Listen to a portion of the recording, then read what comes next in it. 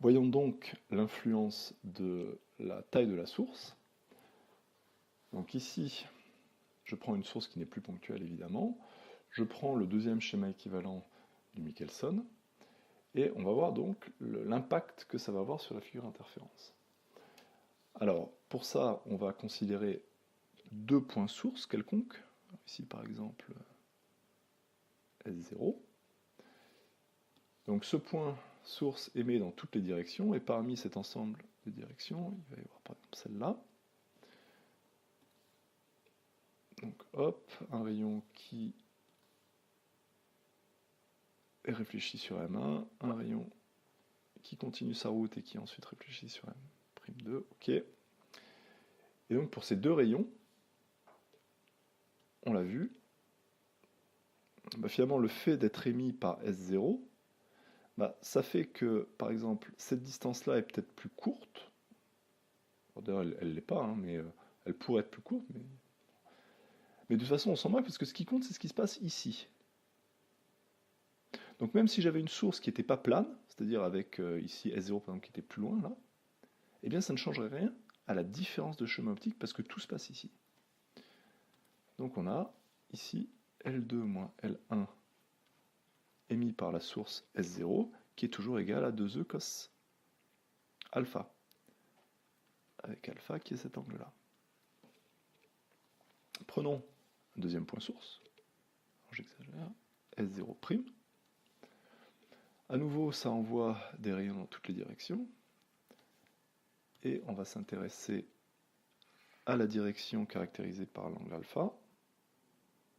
J'essaie de faire ce que je peux. Tac. Là aussi, on a donc la moitié de l'énergie qui va être réfléchie de suite. Et ensuite, l'autre moitié qui va faire ça. Bon, là j'ai pris une source qui était vraiment absolument énorme, donc ça va cacher ce qui va se passer, mais on imagine que ces deux rayons continuent leur route et vont aller sur l'écran d'observation. Et donc on voit que rien ne change ici. Exactement la même chose. Ces quatre rayons sont parallèles, donc ils vont aller au même point M, à l'infini. Et donc, avec le montage de la lentille convergente avec l'écran en F', eh bien, ils vont aller, ces quatre rayons, au même point sur l'écran. Or, les deux déphasages, eh bien, sont les mêmes. C'est toujours 2E cos alpha.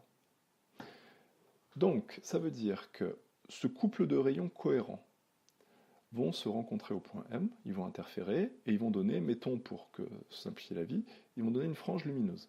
Ça va donner un max, ils sont en phase. Ces deux rayons-là, qui sont cohérents entre eux, mais pas cohérents avec ces deux autres rayons. Donc, je vais m'intéresser qu'à l'intensité que donne l'interférence de ces deux rayons.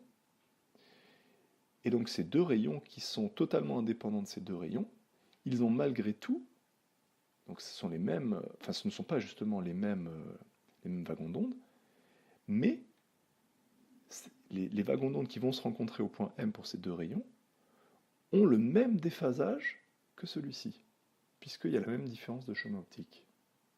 Donc ça veut dire que si ce déphasage était un nombre entier de fois 2π, eh bien ce déphasage pour ces deux rayons sera également un nombre entier de fois 2π. Donc autrement dit, ça veut dire que l'intensité associée à ces deux rayons, ça va être aussi une intensité max. Donc ces deux rayons, lorsqu'ils vont arriver au point M, ça va donner un Imax. Ces deux rayons, lorsqu'ils vont arriver au point M, ça va donner un Imax. Et ça sera vrai pour tous les points de la source étendue. Donc tous les couples de rayons qui vont arriver au point M vont donner un Imax. Donc autrement dit, au point M, on va avoir une intensité très très très très forte. Si maintenant je considère une autre direction, mais qui donne un déphasage, disons de π par exemple, c'est-à-dire que dans cette direction, eh bien, un couple de rayons va avoir une intensité nulle, mais un autre couple de rayons va avoir le même déphasage, c'est-à-dire aussi égal à π, donc va aussi donner une intensité nulle en ce point. Donc finalement, tous les couples de rayons vont donner une intensité nulle en cet autre point. Donc, eh bien, ce point sera, la somme de 0, donc, sera à une intensité nulle, totale. Donc autrement dit, le fait d'avoir une source étendue, ça ne fait que augmenter l'intensité qu'on avait pour un point source sans changer les franges d'interférence. Une frange lumineuse sera une frange très lumineuse lorsqu'on a une source étendue.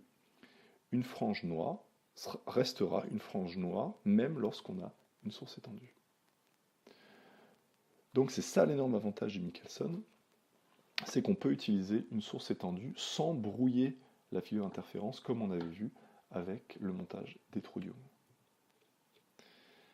Donc c'est à peu près ce qui est raconté ici, c'était ça que je voulais écrire ici.